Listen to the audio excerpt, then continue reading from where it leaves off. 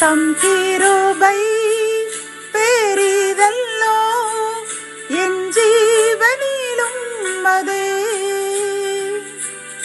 இம்மட்டும் காத்ததுவே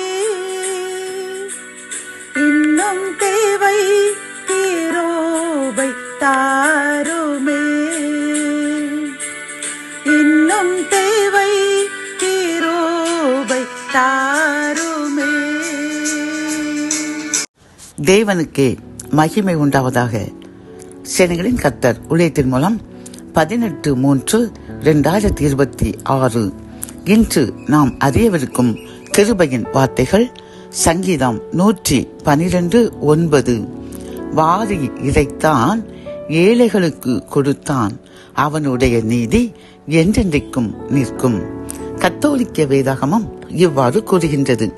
அவர்கள் வாரி வழங்கினர், ஏழைகளுக்கு ஈந்தனர், அவர்களது நீதி என்றென்றும் நிலைத்திருக்கும் என்கின்றது.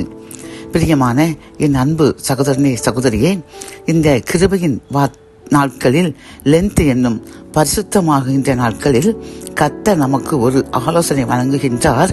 அது என்னவென்றால், நாம் பரிசுத்தமான வாழ்க்கை வாழலாம். அவருடைய கற்பனைகளுக்கும் கட்டளைகளுக்கும் கடைபிடித்து வாழ முயற்சி செய்து கொண்டிருக்கலாம்.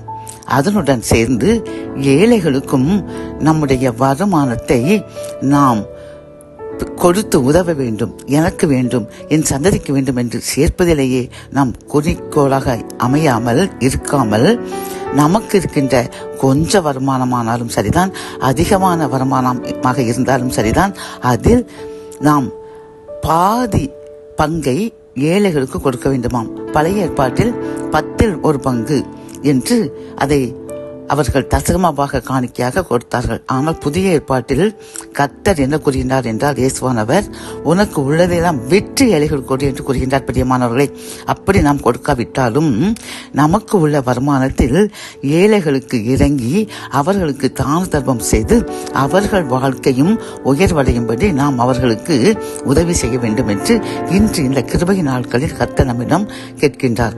நாம் ஒருவேளை 1/10 கொடுக்கலாம். ஆனால் கர்த்தர் கூறுகின்றார், இந்த கிருபை நாட்களில் 1/10 அல்ல, உனது வருமானத்தில் பாதியை நீ கொடுத்து பார், நான் உன்னையும் உன் சந்ததிகளையும் உயர்த்தி என்றென்றைக்கும், இந்த தலைமுறை மட்டுமல்ல 1000 தலைமுறை வரைக்கும் வானமும் பூமியும் அழிந்து புதிய வானமும் புதிய பூமியும் வந்து நாம் நம் கர்த்தரை முகமுகமாய் தரிசிக்கும் வரைக்கும் கர்த்தர் நம்மையும் நம் சந்ததிகளையும் ஆசீர்வதித்து உயர்த்துவேன் என்று வாக்கு கொடுக்கின்றார்.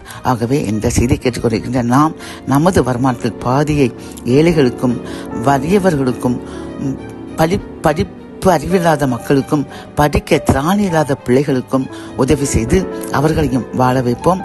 ஆசீர்வாதங்களை 1000 தலைமுறைக்கு பெற்று மகிழ்ச்சியுடன் வாழ்வோம். ஜெபம். என் அன்பு தகப்பனே, இந்த கிருபையின் வார்த்தைகளில் கிருபையின் நாட்களில் எங்களுக்கு நீர் கொடுத்த இந்த அருமையான ஆலோசனைக்காக நன்றியப்பா. எங்களுடைய வருமானத்தில் பாதி பங்கை ஏழைகள் கொடுத்து அவர்களை உயர்வ வழி செய்தோம் என்றால் எங்களையும் எங்கள் சந்ததிகளையும் 1000 தலைமுறைக்கு உயர்த்தி ஆசீர்வதிப்பேன் என்று நீர் வாக்கு கொடுத்திருக்கீங்கப்பா. அதற்காக நன்றி. இதை கேட்டுக்கொண்டிருக்கிற நாங்களும் எங்கள் வருமானத்தில் பாதியை அதற்கு மேல் கூட நீர் ஆசீர்வதித்தால் அதையும் ஏழைகள் கொடுப்போம் என்று உறுதி கூறுகின்றோம். அதன்படி ஆசீர்வதித்து உயர்த்துங்க, உதவி செய்கின்ற நல்ல இதயத்தை தாங்க. மீட்பர் இயேசுவின் முன் ஜெபம் கேளும் நல்ல தகப்பனே. ஆமேன்.